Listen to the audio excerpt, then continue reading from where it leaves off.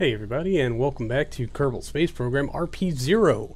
We are finally touching base here with the Jeremy Clarkson, as it has crossed into Saturn's sphere of influence, and in about 9 hours it has a 35 meter per second correction to put it on a splendid course for Uranus, where I doubt it will achieve orbit, but that is the goal. So we just need to do a little bit of the time warping here, get us in a little closer. And I thought maybe we could just watch this absolutely fantastic view as we're going to make a somewhat close... Oh, that's some spoilers. Yeah, we're not going to get very close to Saturn, but we're, I don't know, close enough-ish. Either way, it'll make for some fantastic scenery. That is pretty awesome looking, I have to say. Wow. Alright, so I'll start slowing us down here. We're about 40 minutes or so out from our burn. Actual burn time, we don't know, but it's only 35 meters per second. I've unlocked only one of these tanks. I think two of our side tanks still have fuel. These do not. Again, we'd like to save as much of it as we can to put us on as close an encounter. Oh, 8 minutes. Wow. Look at me talking too much and not thinking about what I'm doing. So, all right. There we go. Okay, good. I did not. This engine has unlimited ignitions, which is fantastic. We're still 7 minutes out. Wow. Are we that off balance? Really? That seems odd. No, or maybe that was just the system trying to fight me instead of flying straight. Maybe it thought that it needed to point in a different direction. I think we still do have the issue with this spacecraft. It'll radio things back, but it won't give us credit for them. I've not really figured out a solution to solve that, but I guess that's just a problem we're going to have to approach some other time, because I really don't know of any solution for it. Sadly enough. Yeah, about 6 minutes out. I really don't think that we even need to light that AJ-10 for this correction. Yeah, I mean, maybe, but probably not. It actually seems like we may have started even using the RCS a little prematurely for this very, very minor adjustment. But yeah, I'll just come out to the map while continuing to hold the H key in hopes that somehow magically I can manage to do more than one thing at a time. Alright, focus view. This is our current course with Uranus. This node has nothing attached to it. It was just to give me an idea of what to expect. I think I used it to plot a orbital capture at Uranus once, and then undid it. Oh yeah, no, that has 3,000 meters per second attached to it. Oh boy, what just happened? Oh good. Hold on, let me just make, nope, I need to go out to the map view and make sure, yeah, that node moved all the way out here, because nodes like to move around a bunch. So what node are we looking at the resultant of now, I do wonder. Alright, well, I guess I am doing this manually, which is fine. We still have 5 minutes out from this node, so I can probably plot things out a little more accurately. Yeah, oh boy. It wants us to go way the hell down there. No thank you. Alright, well, this did just make things a whole lot easier. We're down to only needing about another 9.5 meters per second or so. We'll probably end up slimming that a bunch more as we try to come in on the appropriate side of the planet. And at an appropriate latitude. That looks pretty good. I'll keep that, as I don't know the orbital altitude, or the atmospheric altitude. But I'd like to get us nice and close so that we can jettison our hamster and need as little correction around it as possible. So let's just get facing into the node here. We still got another 4 minutes to go on this node. And of course, it's going to fight me on every step of the way.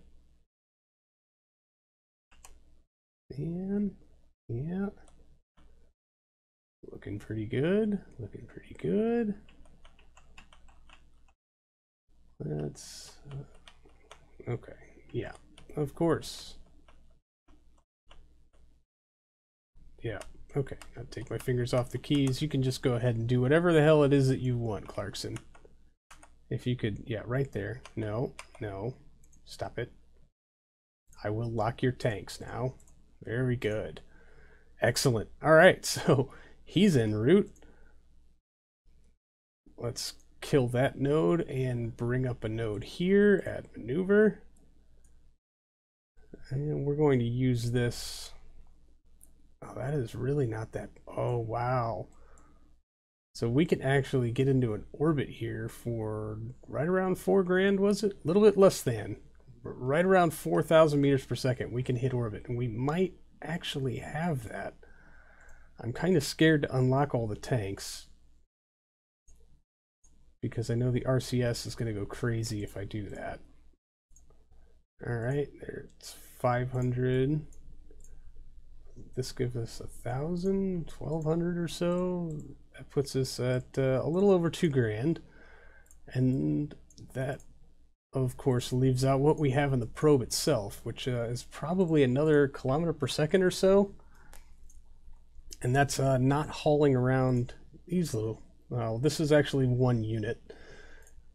That's our hamster that we're hopefully going to be able to deposit into the upper atmosphere of Uranus and get some atmospheric readings back from that.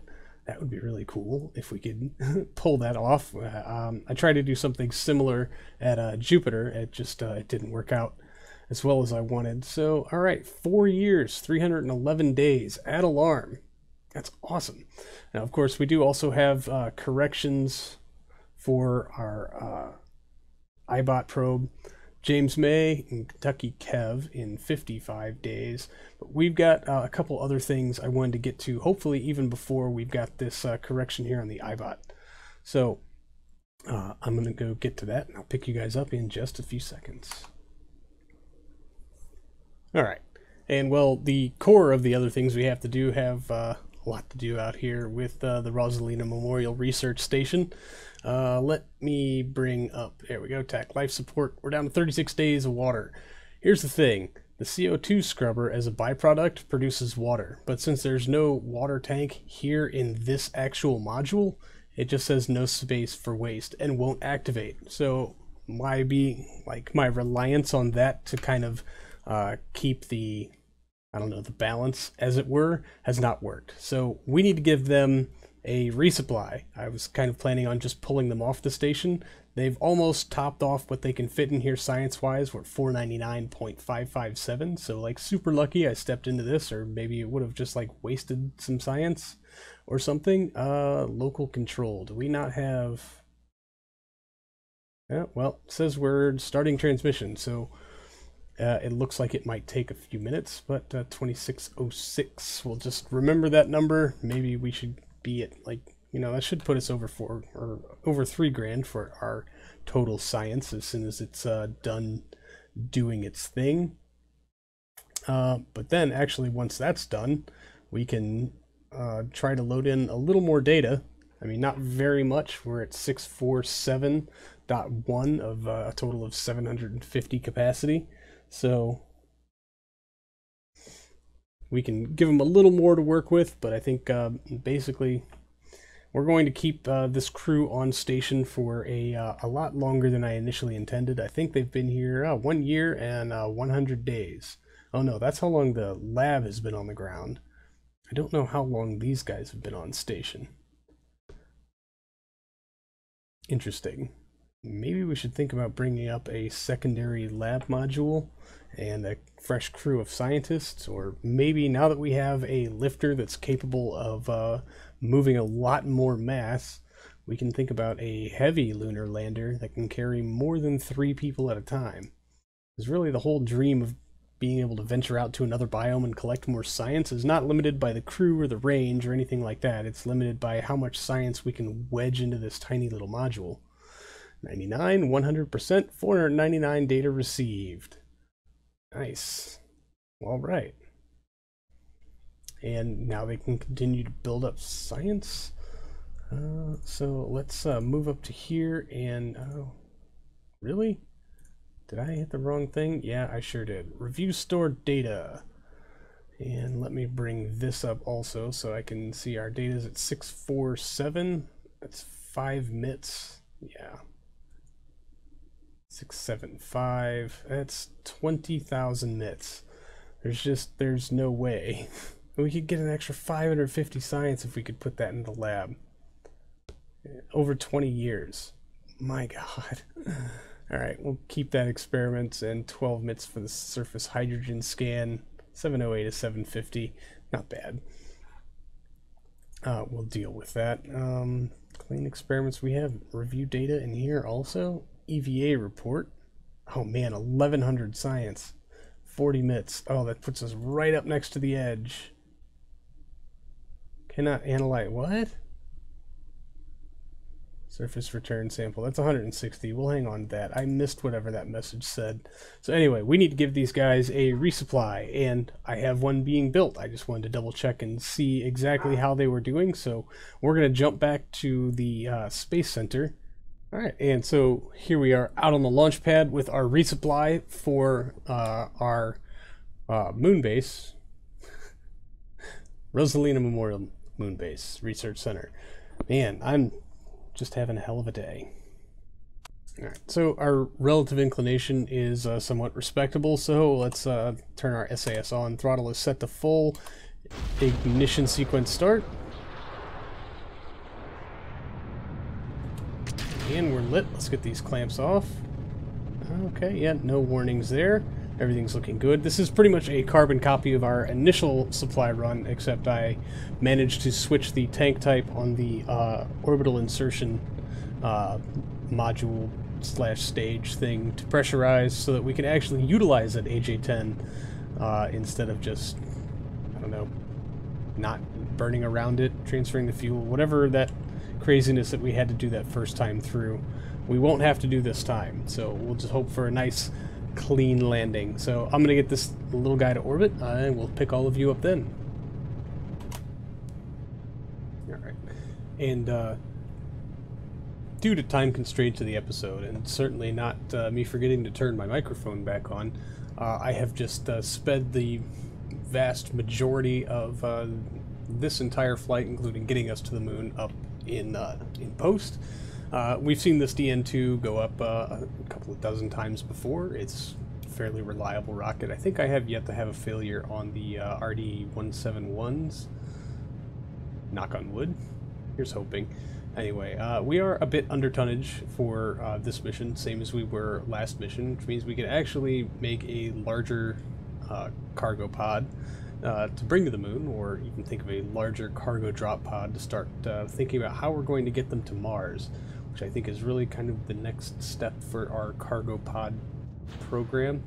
There's booster scepter off and clean, fairing set is away and good. It's time to get in here and activate our antennas. They're somewhat difficult to click on sometimes, and get the solar panels extended, make sure we can keep battery charge. It looks like we will be coming in on the nighttime side of the moon, so having batteries topped off and fresh would certainly be advantageous to our cause.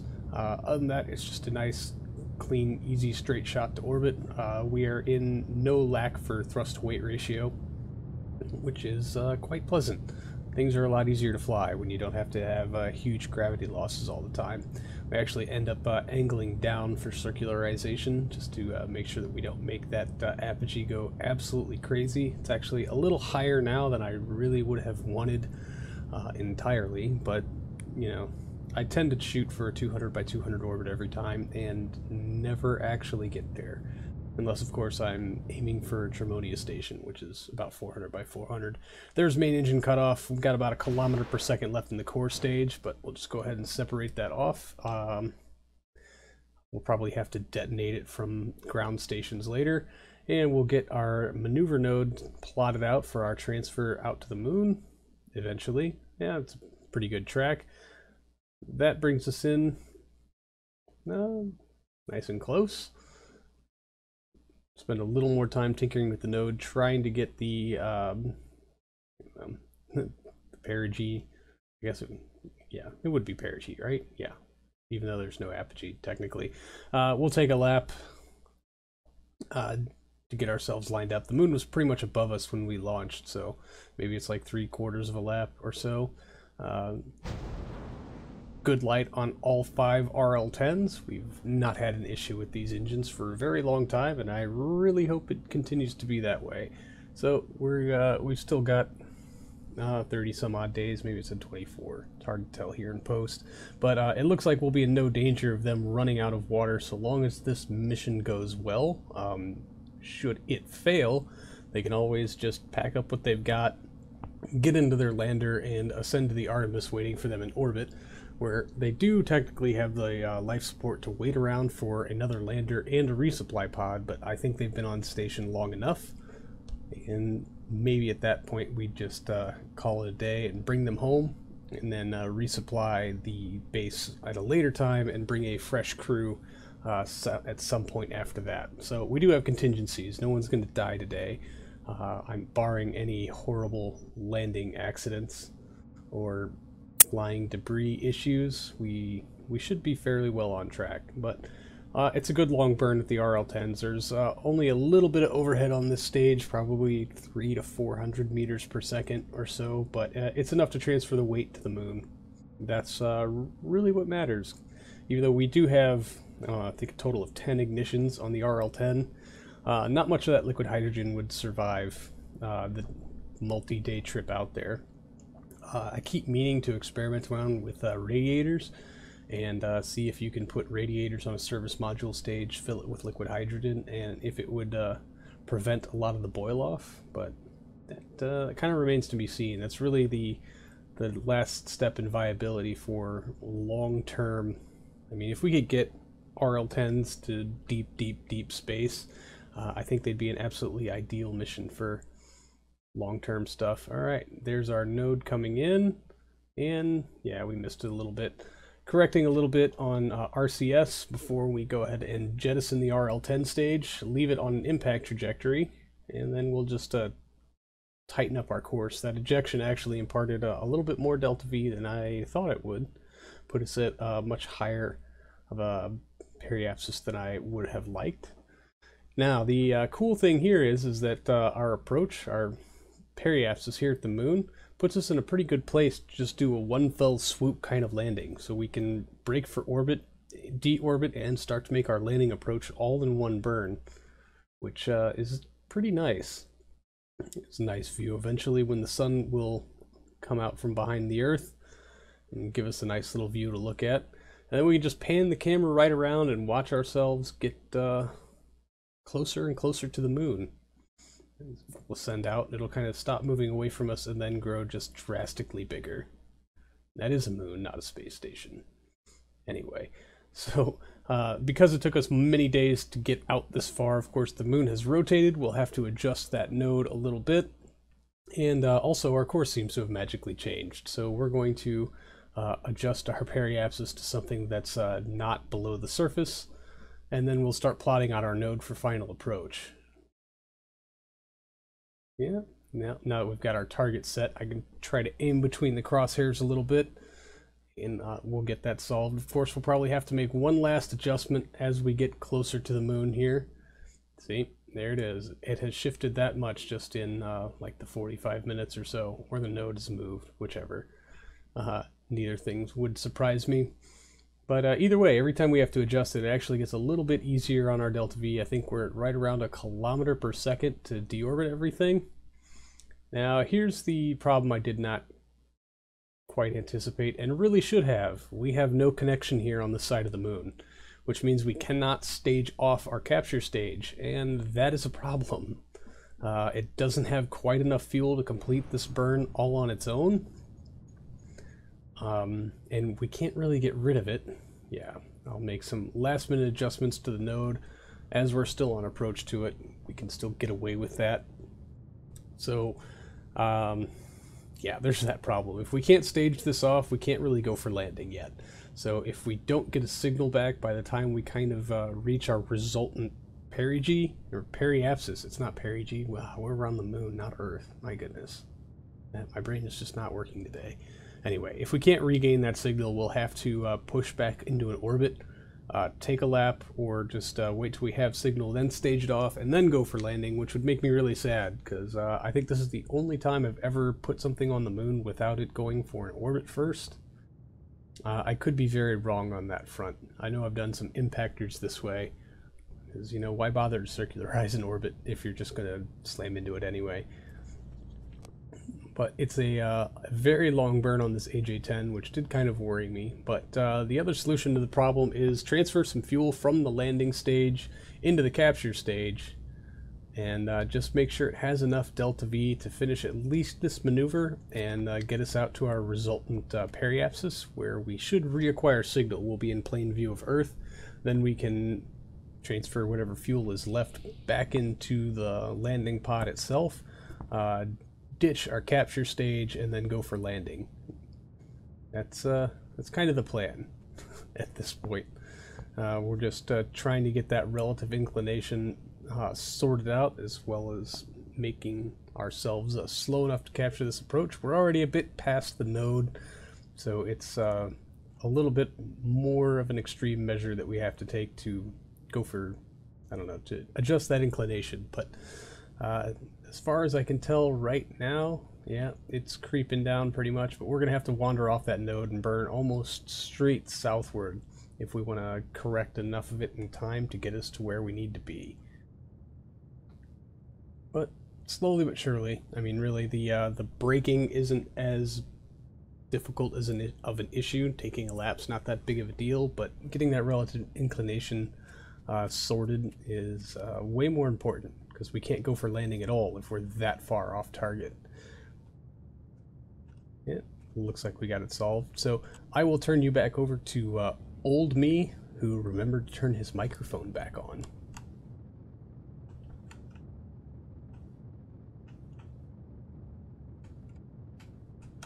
All right, kill it.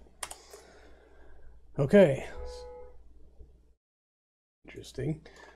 We're going to transfer what little fuel we have left in this stage out, back into our primary anytime now. There we go. It's taking a while, but it's getting there. And then stage off this stage, light up our Astris engines, and move ahead with life. All right, there we go. Decouple. Alright, yeah, if you guys could not be so crazy, that'd be great. Let's unlock all of these, and then we're probably just going to have to jump straight into doing our retrofire.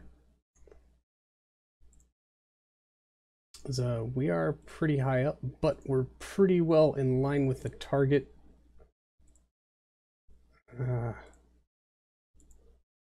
No, I don't want to set as target. I want to set a maneuver node. Add maneuver. So what's this going to take to bring us down right on top of it? 1,594. It says that burn's going to take 13 minutes. That can't be right. We can displace twice that in 7 minutes. So I would actually like to just go ahead and get us suborbital now. So we'll pop back out to here. Toggle on. There we go. Ignition. We have good light. Let's go ahead and bring our apoapsis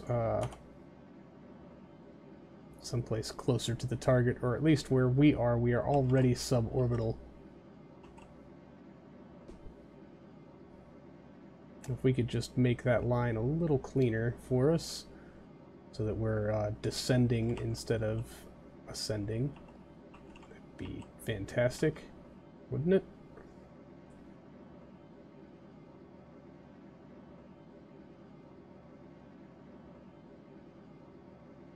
I hope we're going right over the target.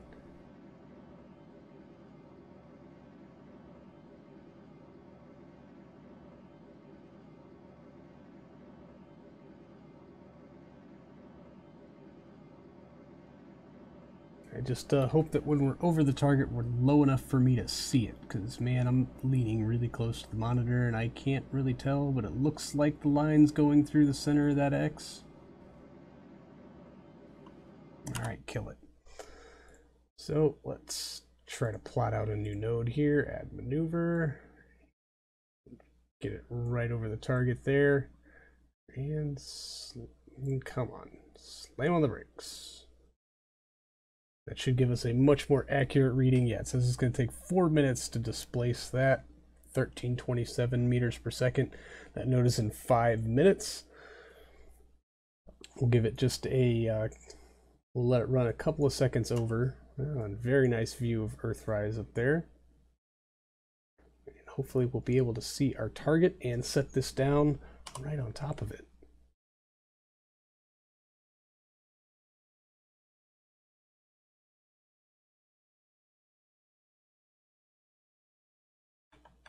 All right, there we go. Let's get the gear out. Let's get pointed at our retrograde vector, ullage, and ignition.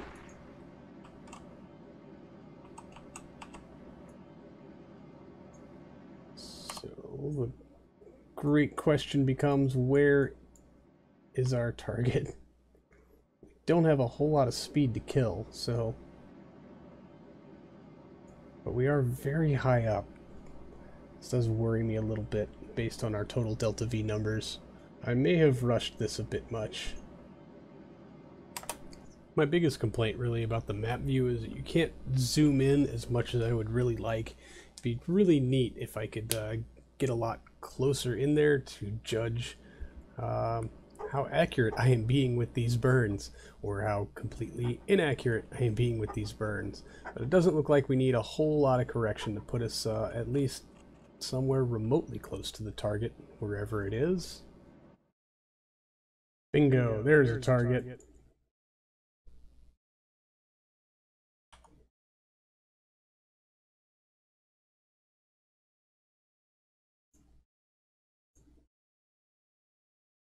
And I hope we're heading right for it.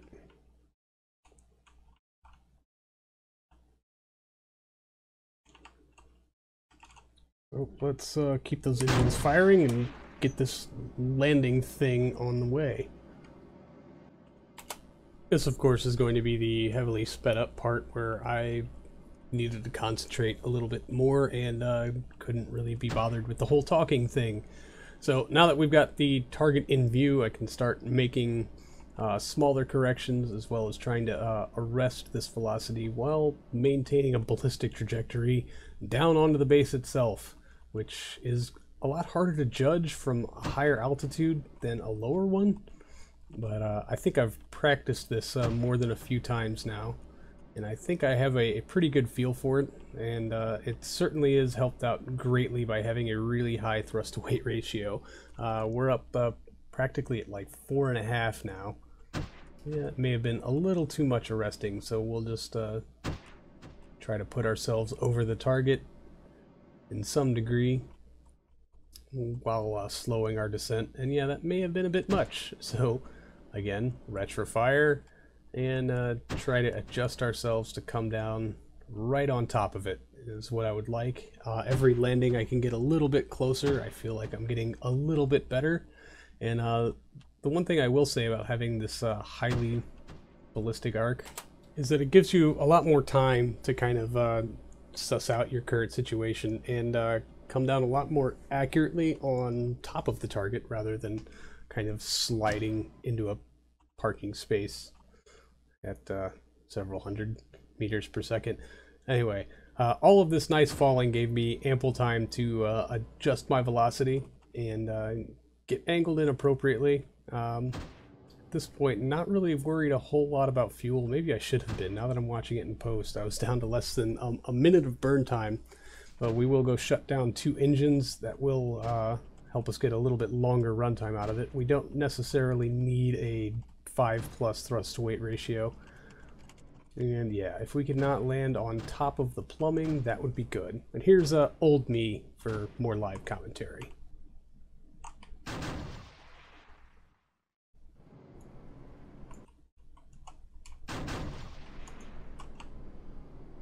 Oh, wrong way, wrong way.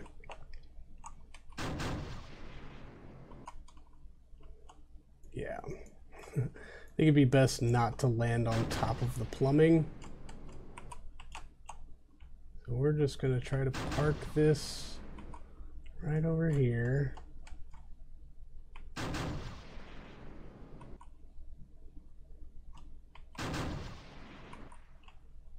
That looks good.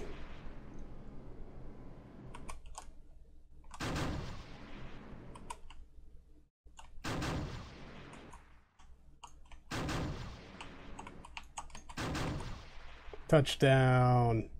Look at that. Oh. I might start to think that I'm getting kind of good at this. Hooah! Alright, let's lock the fuel tank, make sure the thrusters can't go all cattywampus with us. And we can probably shut down your avionics just to make sure. And let's close out that window. We're not going to need it anymore. And let's get a Kerbal out here to do some work. Boris, EVA, sir. Did you? Yep. Okay, good. Now let's check your inventory. You still have a drill. Equip.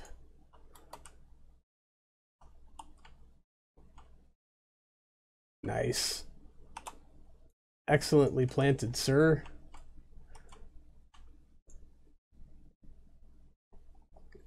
All right, so what you're gonna put away your RCS pack.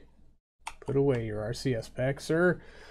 Actually, before he gets to doing this, we need to make sure we've got the rest of the supplies off of this. In.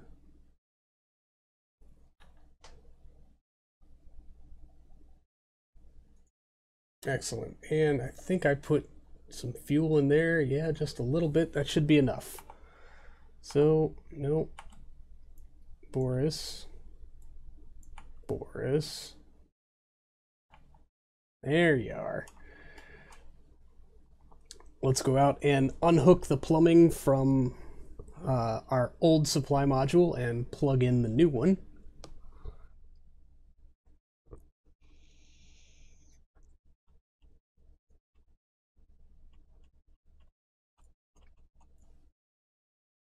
Unplug. There's nothing to unplug. Unlink. That's probably the word we are looking for.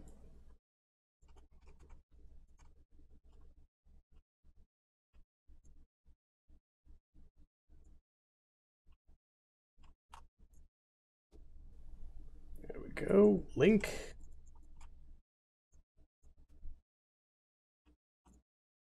Link. Yes.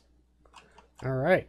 Our resupply module is now hooked up. We'll get him back in the lab so we can begin the transfer of things. Might not have even really needed that drill, homie. Grab. There you go. Board. Fantastic. All right. And now we can begin this part in earnest.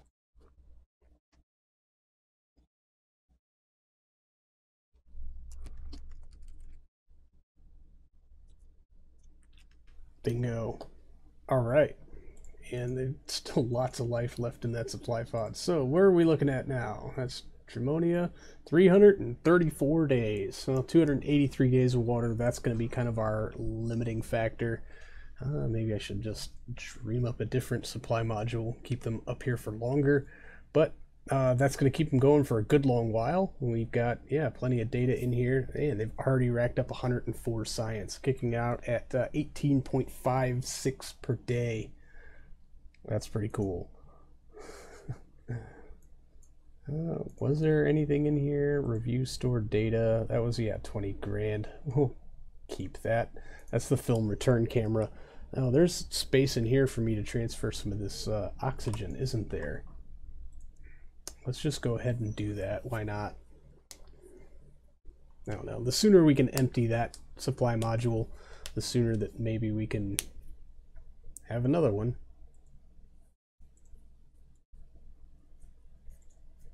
Well, that's weird.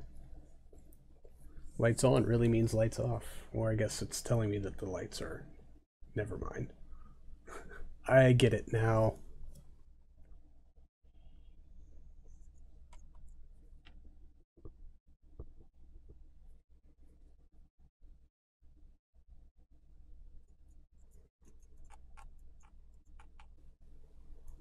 Excellent. And now for our little landery guy. Let's make sure your avionics are on. Good.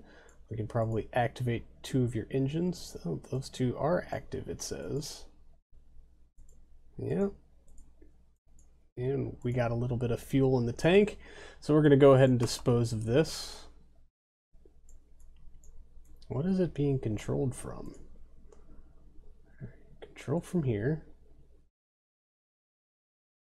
There we go. 485 meters per second. So, RCS should probably get switched on, so we have some kind of authority here. Yep, and ignition. And off to be disposed of. Which basically just means we want to get it well away from our research base here. Not have the extra parts cluttering things up.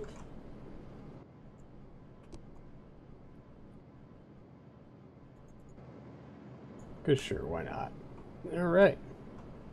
And then start to arrest that climb, and let's put all of this velocity into driving us into the dirt. That is not at all what is happening, but we'll get we'll get a nice long throw here. Man, lowlands forever, it appears. Yeah, we do have some wiggle from the thrusters there. Well, thank you, Supply Module. It's been a very awesome learning experience. For all well what it was worth.